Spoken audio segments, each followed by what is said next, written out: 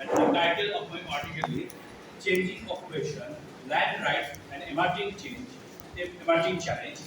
The analysis of the transformation of the livelihood of the tribal people in the Assam Valley under the colonial regime. During the colonial regime, the colonial administration introduced a new land revenue system for their economic interests that actually patronized personal proprietorship over the land property and sedentary agriculture. That actually forced the tribal people to adopt sedentary agriculture instead of the traditional practice of shifting cultivation. But after accepting sedentary cultivation, they face several kinds of challenge like heavy burden of land taxes, money cap of money lending, and especially the massive immigration and the demographic challenge that actually challenge their land rights also. In this context, they basically they consolidated as a community to protect their land rights that actually form their distinct identity.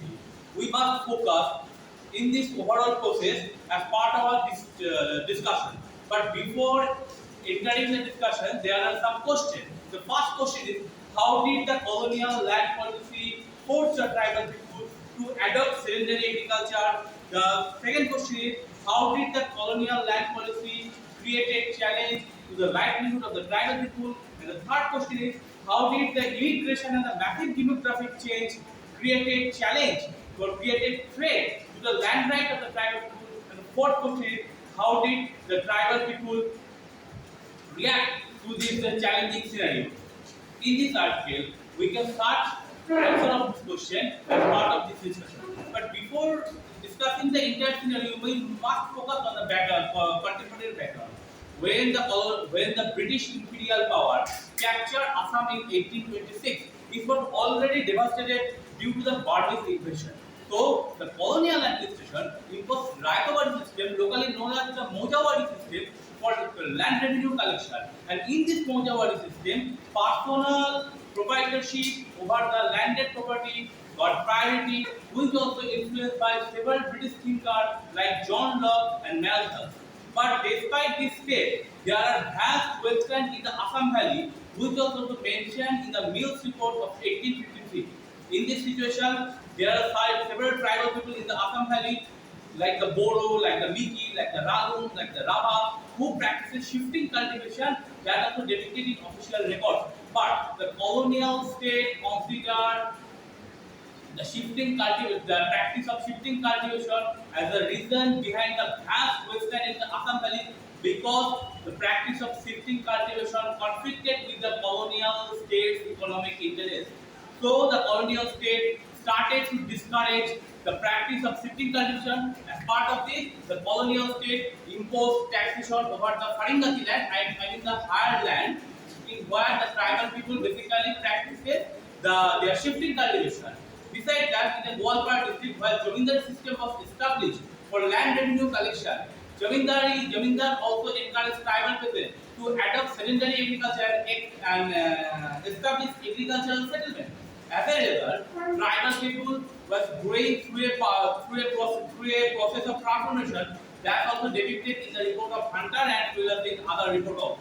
In the report of Hunter, we also know that in 1870s, in 1880s, the tribal people was going through a process of transformation, while the tribal people of the riverine mainland, like the Bodo and the Rama people of the Gwalpar district and the Kamrup district, they are purely agricultural people. They engage in sedentary agriculture and use plough for tilling land. But in spite of this, the Bodo people of the wild terrain of the eastern dwarf and the wicked people of the hilly terrain of the Nagaur district, they still practices shifting cultivation and use bow for the tilling land. So, in this case, you can also say that despite influence of the neighboring agricultural society and pressure of the colonial land revenue policy, the geographical terrain play important role behind defining the feature of the agricultural activity of the tribal people. But the imposition of the colonial forest policy also a major blow toward over the practice of shifting cultivation of tribal people. How did? Because during the 19th century, railway system was expanded overall Indian subcontinent. and beside that, tea garden sector was expanded in the Assam Valley, and in this context, best quality timber was needed for the sleeper of the railway track and also the packaging industry associated with the tea plantation sector. So the British government started to reserve the forest of the Assam Valley, which mainly produce best quality sal timber, especially in the Gwalpara and the Kamrup district. But there is a challenge. What is the challenge? Because in this forest, the tribal people use their traditional method of slash and burn cultivation to clearing land that actually threat the best quality to protect the best quality timber. In this context, the colonial government started to convert open forest to state forest or reserve forest. Besides that, they also impose several legal imposition like imprisonment or imposing tax to protect forest from fire, which caused by local villagers.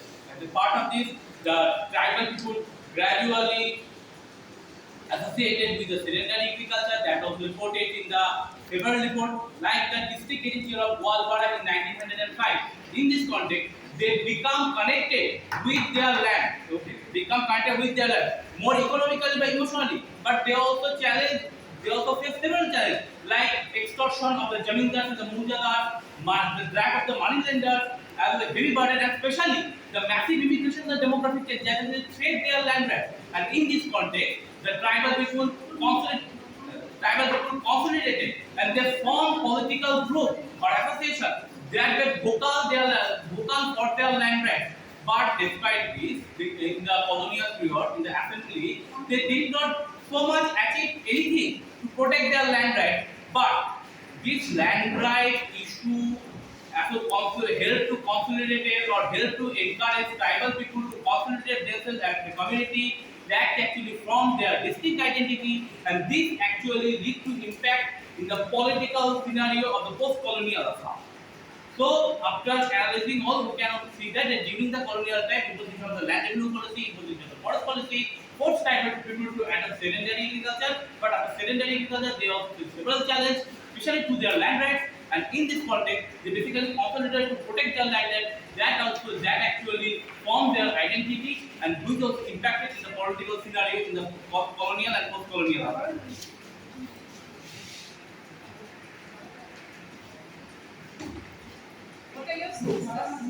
Madam, my source is basically a primary document.